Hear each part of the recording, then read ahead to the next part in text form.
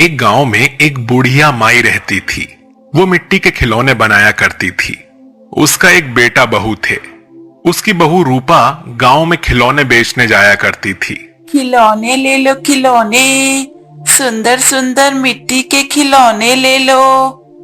अरे बहन, जब भी तुम आती हो मेरा बच्चा नए खिलौने लेने की जिद करता है। तुम किसी और गली में जाया करो। बहन, ऐसे तो सब मना कर देंगे तो हम खिलौने कहाँ बेचेंगे। बच्चों के लिए हम बहुत मेहनत से सुंदर खिलौने बनाते हैं और आप कह रही हैं कि बेचो मत। ऐसा कैसे होगा? अच्छा, तो फिर यह घोड़ा मुझे दे दो, पिछली बार हाथी लिया था। इसी तरह रूपा पूरे गांव में घूम घूम कर खिलौने बेचा करती थी। शाम को जब वो वापस आती है तो वो सारे पैसे अपनी सास को दे देती है। बुढ़िया माई का बेटा सागर एक जमींदार के घर में नौकरी करता था। एक दिन शाम को सागर घर आता है। बेटा, मैंने तुझे कितनी बार कहा है कि कुछ खिलौने जमींदार जी के घर ले जा। क्या पता वो खरीद लें, उनके भी तो बच्चे होंगे।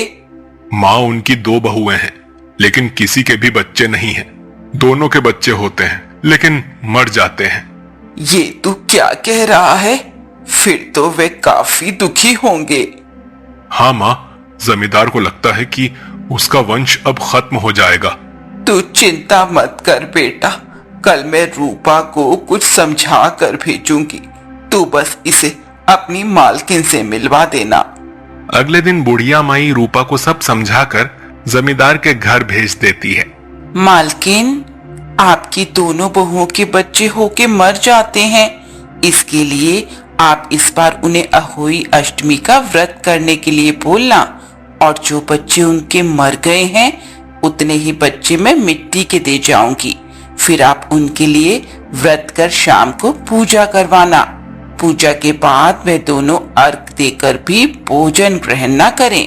रात के समय अहोई माता के सामने बैठकर अपने मिट्टी के बच्चों की लंबी उम्र के लिए प्रार्थना करें। अगर वे सच्चे मन से प्रार्थना करेंगी तो बच्चे जिंदा हो जाएंगे। अहोई अष्टमी के दिन दोनों बहुएं ऐसी ही करती हैं। दोनों अपने बच्चों को सामने रखकर पूजा करती हैं। लेकिन पूजा के बाद छोटी बहू को बहुत भूख लग रही थी, इसीलिए वो एक लड्डू खा लेती है।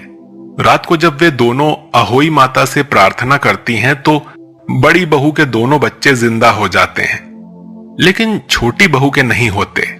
अगले दिन जमींदार भागकर बुढ़िया माई के घर पहुंच जाता है और उन्हें सारी बात बताता है। ऐसा कैसे हो सकता है कि अहोई माता एक बच्चे को आशीर्वाद दे और दूसरे को नहीं? बुढ़िया माई अपनी बहू रूपा को लेकर जमींदार के घर पहुंच जाती है।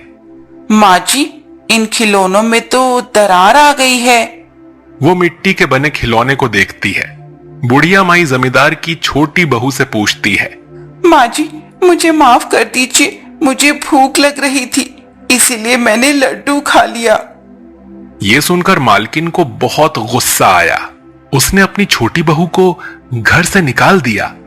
ये देखकर बुढ़िया माई उसे अपने घर ले आई।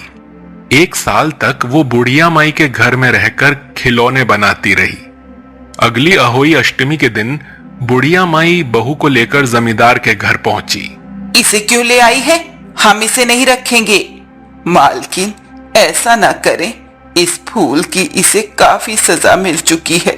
आज इसे व्रत करने दो। दोनों बहुएं व्रत करती हैं। पूजा के बाद बड़ी बहू व्रत पूरा कर लेती है, लेकिन छोटी बहू मां से प्रार्थना करने बैठ जाती है। उसके घर वाले उसे छोड़कर सोने चले जाते हैं। तभी अहोई माता की कृपा से उसका बेटा जीवित हो जाता है।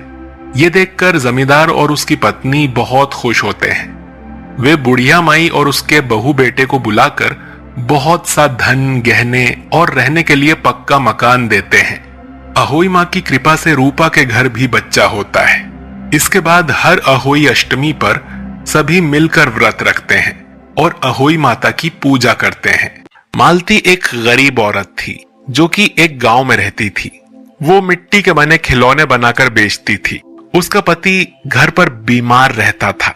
एक उसकी सास थी जो उसे हर समय ताने मारा करती थी।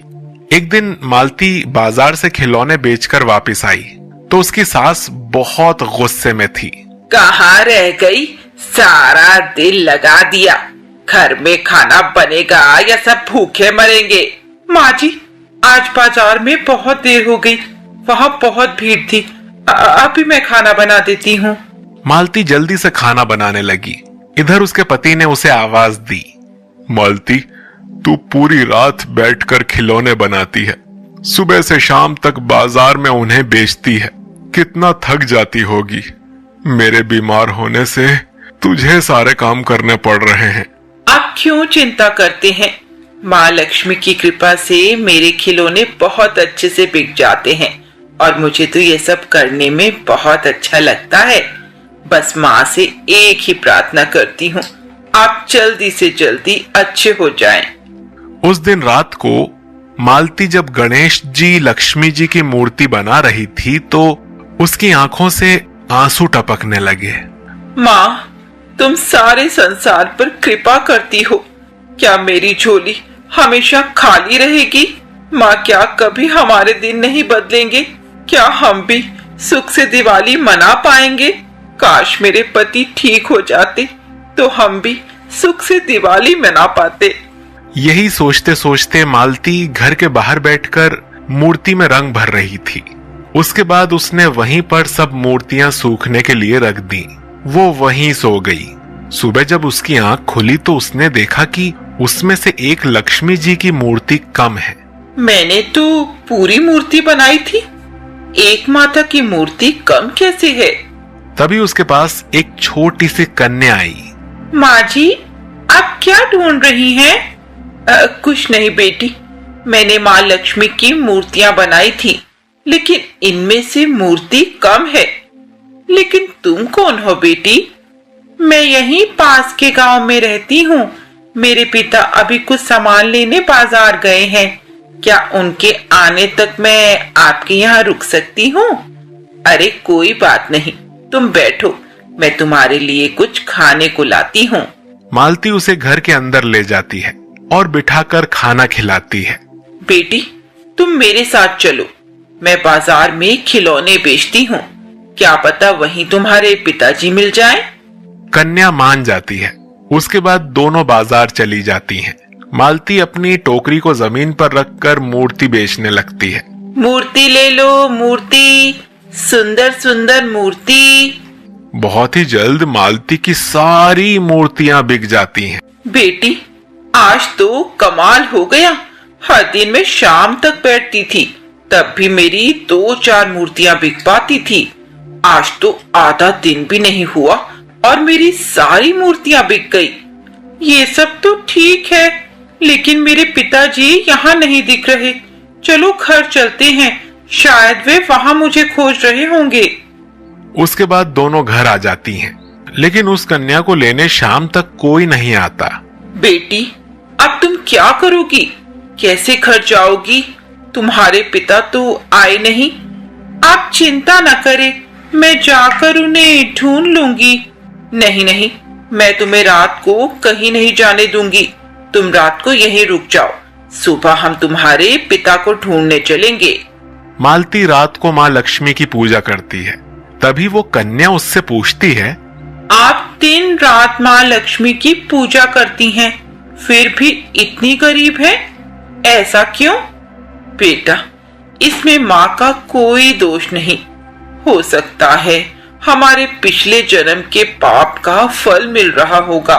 रात को सब खाना खाकर सो जाते हैं। सुबह जब मालती की आंख खुलती है, अरे वह कन्या कहाँ गई? हे भगवान, कहाँ चली गई? मैंने तो उसका नाम भी नहीं पूछा। अरे ये क्या हुआ? मैं तो बिल्कुल ठीक हो गया और मेरे अंदर इतनी ताकत कहाँ से आ गई? बेटी, मुझे माफ कर दे। मैं आज से तुझे बिल्कुल अपनी बेटी की तरह रखूंगी। ये सब देखकर मालती की समझ में कुछ नहीं आ रहा था। ये सब छोड़कर वो उस कन्या को ढूंढने बाहर चल दी। तभी उसने देखा कि उसके दरवाजे पर लाल पैरों के निशान बने हुए हैं। वो घर के बाहर गई तो देखा कि बाहर वही मूर्ति रखी थी जो उसे कल नहीं मिल रही थी। उसने ध्यान से देखा तो उस मूर्ति की पोशाक वही थी जो उस कन्या ने पहन रखी थी। ये देखकर मालती रोते हुए घर के अंदर आई और मां की चौकी के आगे नतमस्तक हो गई। तभी उसके पति ने कहा, मालती देखो, हमारे घर इतना धन कहां से आ गया। माँ लक्ष्मी स्वयं आई थी बेटी बनकर और आपको ठीक कर दिया और मेरे भंडार भर दिए। मैं रात को रो रो कर माँ को याद कर रही थी। माँ ने मेरी पुकार सुन ली और मेरे घर आकर मेरे सारे संकट दूर कर दिए।